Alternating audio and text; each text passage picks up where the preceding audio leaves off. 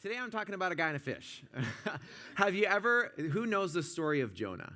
Who grew up with the story of Jonah? Yeah, we're talking about Jonah today, if you haven't guessed it. And it's actually a fantastic story. So I'm going to go into storytelling mode right now. If you haven't heard the story, it's great. So the story of Jonah.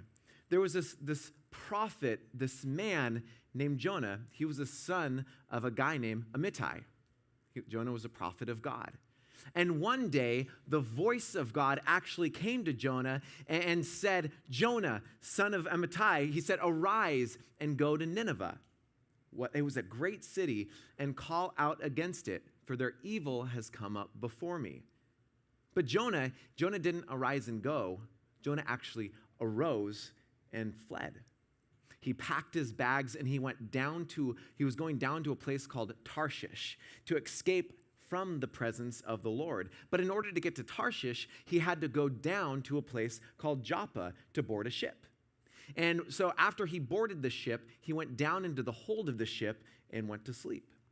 So mid-sleep, Jonah's in this ship, and all of a sudden, Jonah's startled. He wakes up, looks above him. It's the captain of the ship, and the captain is saying, Jonah, arise and pray to your God. Maybe he will pay attention to us and spare our lives. You see, when Jonah was sleeping, a big storm had come, and it was raging and shaking the ship, and Jonah's like, oh my goodness. So Jonah went to the deck of the ship and saw the crew, the sailors. They were frantic. They were throwing cargo overboard and just to lighten the load, and they were praying each to their own gods because they hoped that they would be spared. They hoped that they would be saved from this raging sea because the ship was just about to break apart. You see, they were calling out to their gods, but calling out to God was exactly what Jonah did not want to do. He wanted to get as far away from God as possible. So, not knowing what to do or who was responsible for it, the crew got together and they did something called casting lots, which was basically their way to see who was the one that was responsible for causing this evil. They cast the lots, and the lots fell on Jonah, rendering him responsible. So at once the crowd just went over to Jonah and they said, who are you, Jonah? And where do you come from? What is your country? And of what people are you? They kept asking him. So all of a sudden, Jonah was like, okay, fine, I'm a Hebrew, and I fear the Lord, the God of heaven, who made the sea and who made the dry land. And he told them that he was fleeing the presence of God. And at that, the men became very afraid. And they said to Jonah, what have you done? And not knowing what to do with the sea just growing more and more violent, Jonah finally told the crew, because the ship was at breaking point, he said, go ahead and just throw me overboard, since all of this is happening because of me. But the men, the sailors, they refused to. You see, a person's life was too valuable for them. So they said, no, we're just going to row harder and harder and try to get to dry land. But here's the thing, the harder and harder that they rowed, the harder and harder that the storm and the sea raged. So finally, the pagan sailors, they called out to Jonah's God. And they said, oh Lord, don't make us die for this man's sin, and don't hold us responsible for his death. Oh Lord, you have sent this storm upon him for your own good reasons. So with that, they picked Jonah up and they tossed him into the sea. Not really fun for Jonah. But here's the thing, right when Jonah hit the sea, it calmed. The storm stopped. And then the story goes that the Lord appointed this huge fish. We all remember the story? Huge fish, and came and swallowed up Jonah. And Jonah was inside of this fish for 3 days and 3 nights. He was in the belly of the fish. And it was in the belly of the fish that Jonah prays to God. A long prayer. And then after that prayer, the fish started going up and spit Jonah up onto the dry land. And he was there. And then the voice of the Lord called on Jonah again and said, Jonah, arise. Go to Nineveh, that great city, and call out upon it the message that I have you. And that this time, Jonah actually went up and he went. He decided to go, to follow God. And when he got to Nineveh, he called out against it, and the people listened. They repented of their sins and they turned to God. And this made Jonah furious. It made him so furious that he said to God, "Oh Lord, isn't this what I said to you when I was in my country? That is why I fled to Tarshish. For I knew that you are a gracious God and merciful, slow to anger and abounding in steadfast love, and relenting from disaster. Therefore now, O Lord, please take my life from me, for it is better for me to die than to live." The story of Jonah. Now, it goes on a little bit, but I want to stop there. Jonah, it's just such a fascinating story. I mean, it's a story where you get this guy, this prophet named Jonah, Jonah, son of Amittai, which the name Amittai is just fascinating because that means son of faithfulness. But Jonah was anything but faithful. And while this godly prophet loses his faith, pagan sailors gain their faith. And it's also a story where you get to see just the compassionate heart of God. That God is not a God who is just quick to anger, but he's slow to anger. He's merciful.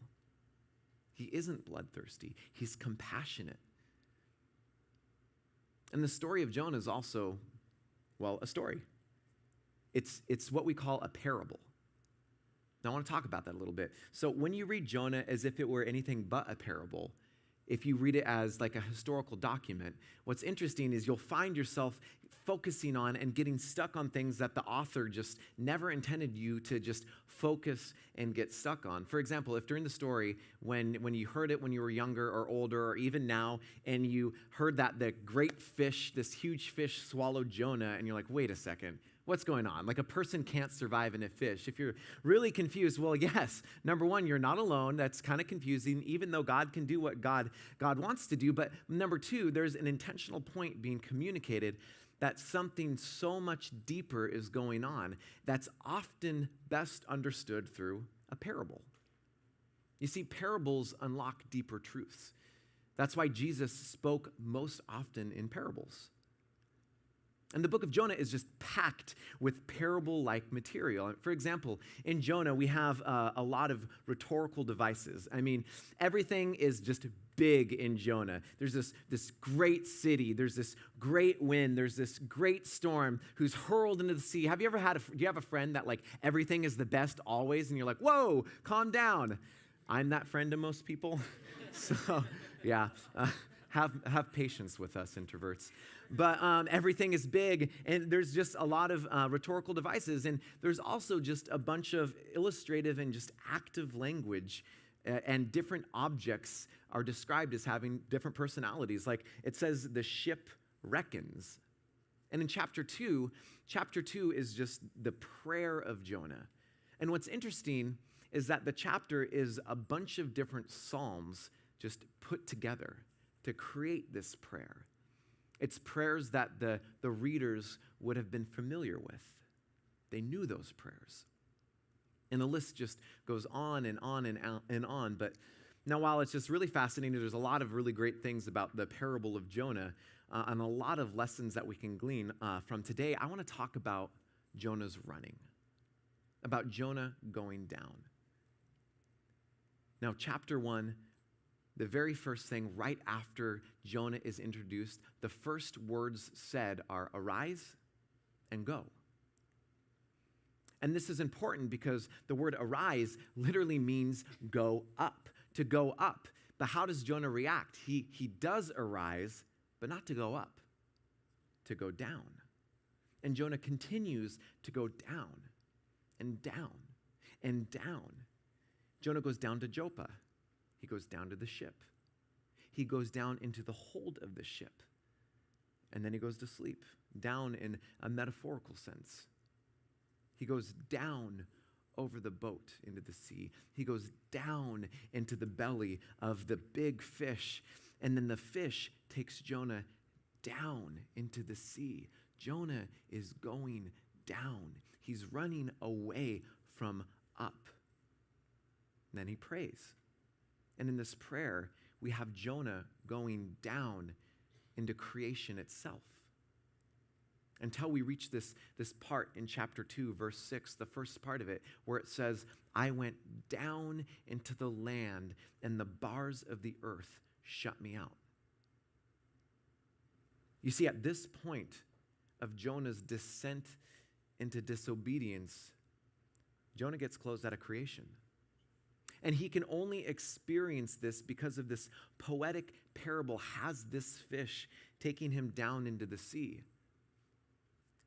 And Jonah is doing this running, this going down, because he's trying to flee the one who is up. He's trying to flee God himself. Now, there's another psalm that talks about God's closeness and of his presence, how his presence is close. And that's Psalm 139. And in that, the psalmist, David, he wrote, where can I flee from your spirit? Or where can I go from your spirit? Where can I flee from your presence? If I go up to the heavens, you are there. If I make my bed in the depths, you are there. If I rise on the wings of the dawn, if I settle on the far side of the sea, even there your hand will guide me. Your right hand will hold me fast. Now this psalm, it's a very comforting thing for us that there's nowhere we can go to escape the presence of God. But in Jonah's case, he wants to run away from God's presence. He wants to go down. And since the only place where within creation, there's no place within creation that Jonah can go to escape God's presence. He can't escape creation because God is within creation everywhere. The only place he can go is outside of creation. And we have this fish taking him down in a very poetic way outside of creation.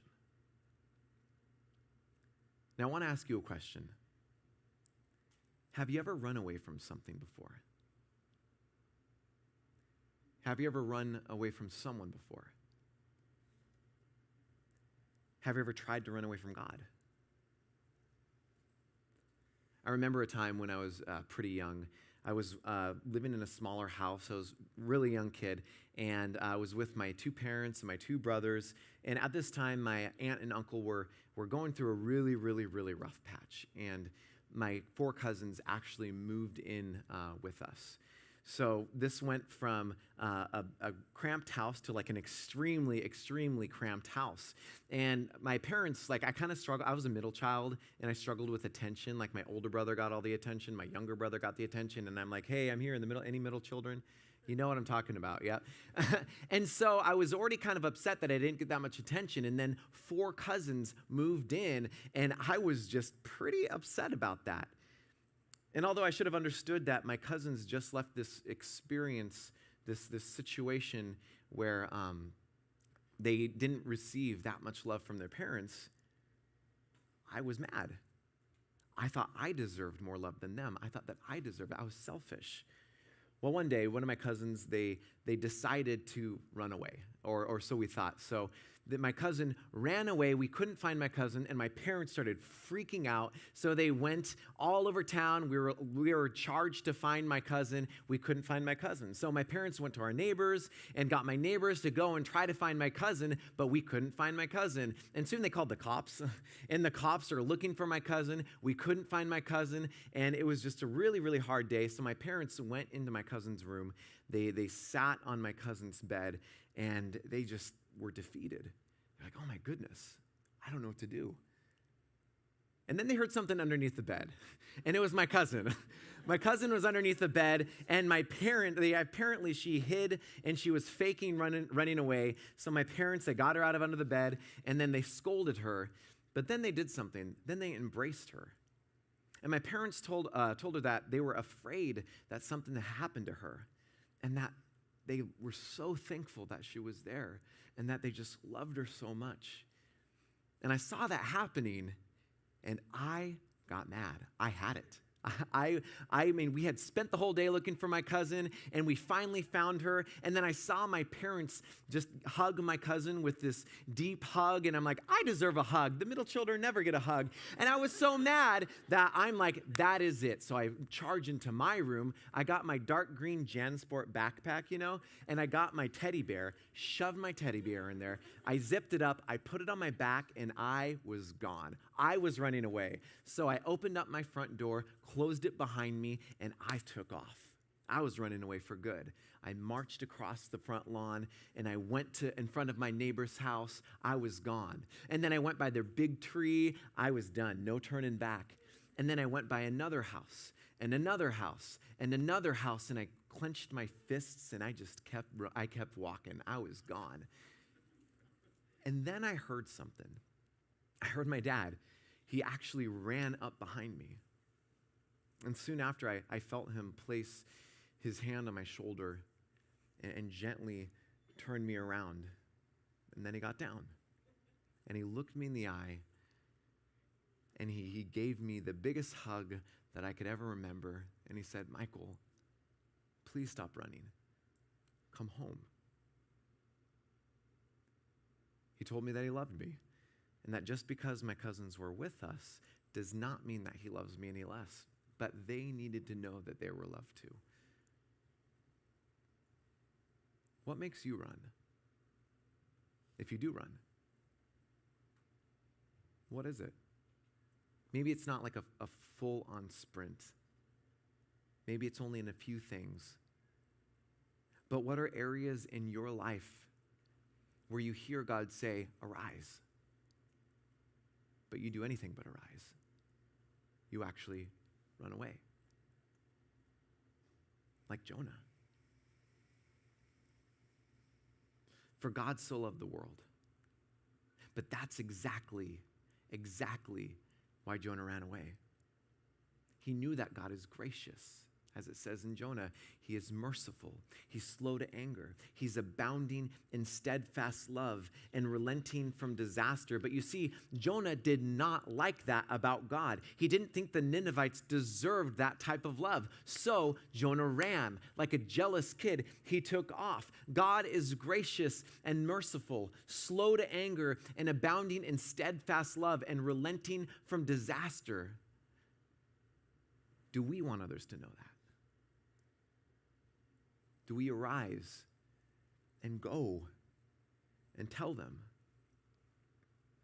So Sanctuary has experienced different transformations, and right now we're opening up the coffee bar and outside for a pre-service kind of hangout. We're calling it Sank Hang, and we're intentionally doing that so that we as a community can find people who don't know Jesus or are looking for a community. We want to make it easier for you to invite, and so they can be a part. That's why you see our service projects like Habitat for Humanity, the first Saturday of every month. As a community, we go and build low-income houses for under-resourced people together, and we intentionally open that up where we can invite people to go with us and share the love of Jesus, even if it's just through welcome. But have you ever met someone before in this invitational attitude or just thinking about what it means to love someone, and you come across that person where you're like, oh man, I just can't love that person. They've hurt me too much. They've hurt me too deeply, or they're just unlovable. Maybe it's your boss. Maybe it's a coworker. Maybe it's a family member. Maybe it's those who are receiving some kind of appreciation or promotion or a type of attention that you think you deserve. Or maybe it's not that. Maybe it's not about other people experiencing love or being worthy or deserving of love, but maybe it's you. Maybe, like at the end of the day, you just feel like, man, I don't know if I deserve that type of love. A love that's not conditional, or a love that is not based on condition, a love that's unconditional. I mean, like, who actually loves others without condition who are not loved back? I mean, truly and deeply love others like God. But that's the thing about God. He is faithful to us even when we're unfaithful to him. He loves us even when we don't love him. when we don't love others. The love of God is not fair. Grace is not fair. It's receiving something when you ultimately don't deserve it. And Jonah did not like that. So Jonah ran. He ran far away from God. And he went down deep into that poetic story, and he reached the only place where he thought God was not, outside of creation. And for 3 days, he was there in the belly of this huge fish. Now, I want to talk about that fish. The fish is just such an interesting part about Jonah in the story. Like, he gets swallowed by a fish. What's going on? And what's interesting about that, about the fish, is that now I'm going to get a little theological with you, but I'll make it easy and fun. So theology can be that. So at the end of chapter 1, when the great fish is introduced, right before he eats up Jonah, so the fish is introduced as it's Hadog. That's the name of the fish. That's what the fish is called, Hadog, and that's in the masculine form. Basically, there's a manfish. So this manfish comes up, manfish swallows Jonah and goes down. Right after that, chapter 1 is done, chapter 2 comes, and then it talks about the fish in the feminine, Hadagah. It's a woman fish now. Something changed. And now what's interesting is that in a fun kind of way, you can play with this, that the fish, while it's taking Jonah down into creation, perhaps becomes pregnant with Jonah. And from the belly of the fish, when Jonah is praying, I went down into the land and the bars of the earth shut me out. The moment that he thinks he's run the farthest away from God that he could, when he's in the depths of his deconversion, something within him changes. And he continues to say, yet, you have brought my life out from the pit, O Lord my God. Yet you have brought my life out of the pit, O Lord my God. And when Jonah acknowledges God and that redemption is only through him, something changes. When he makes that acknowledgement, he starts to go up. He's no longer down. The fish swims up. It spits Jonah up into the dry land. Jonah is a new man. In a sense, Jonah's been reborn. Jonah has been baptized. Jonah is resurrected up. And then he arises up and does as God asked him to. Now, it's in this fish part of the story that we get to see the prophetic beauty that the story of Jonah connects to God's larger story. So when you're in Sunday school and they ask you a question and you don't really know the answer, what do you shout out? Jesus. Okay, great. So we're ready for this next question. Who else spent 3 days outside of creation and outside of life? Jesus. Yeah, good job. You get a gold star, like a little Bible sticker or something like that. But Jesus himself actually said, for as Jonah was 3 days and 3 nights in the belly of a huge fish, so the Son of Man will be 3 days and 3 nights in the heart of the earth. When we sing the song, when we hear the parable about God, the Good Shepherd, leaving the 99 for the one sheep, it's true. Because there's nowhere we can run where Jesus isn't willing to run to get to us, including death. And if we experience a type of death in any situation, even in our running, God, he's able to rebirth in us, to resurrect in you, just like he did Jonah, new life. If you're sitting here right now and you're experiencing a situation or a circumstance where it might sound like super harsh, but you kind of feel like death in. Why is this happening to me? How long should I be here? Where are you, God? It's the opposite of life. God is able to resurrect new life in you. So what are you running from? Is it God? Is it the idea of God? Is it a mistake? Is it a failure? Is it your past? That can really get us, our past. Is it a person? Is it a fear? Is it loneliness? Maybe you have a hard time loving others. Or maybe you have a hard time loving yourself. Everyone might be worth God's love to you, but you, because you've done that one thing. You've thought that one thought. You've been to that one place, and you find yourself going down, deep into a pit away from God. But here's the thing. Jesus went into the pit so he can bring you out of it. So what are you running from? Because you can't outrun God's love. No matter what you do or where you go, Jonah couldn't, the sailors couldn't, the Ninevites couldn't, and we can't either.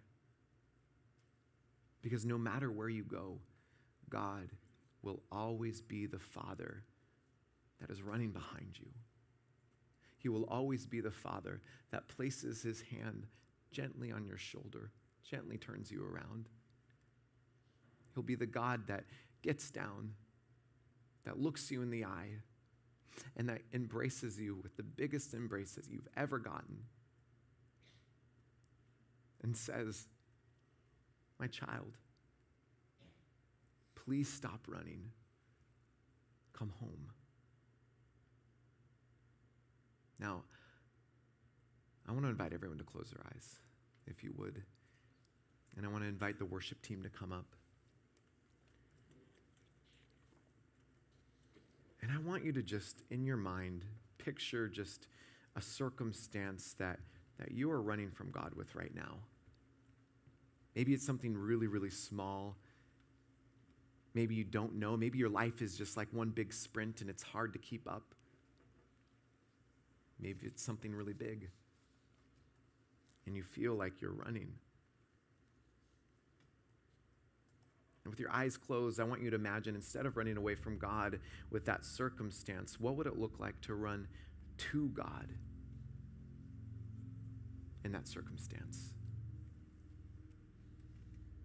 To come to a place where you can surrender to God and accept his invitation to pull you from the pit of your circumstance. So for the next minute or so, as the worship team is up here, there's just an honest invitation to carve out some space and see what it would look like for you to stop running in that area. To turn around and with that, run to God.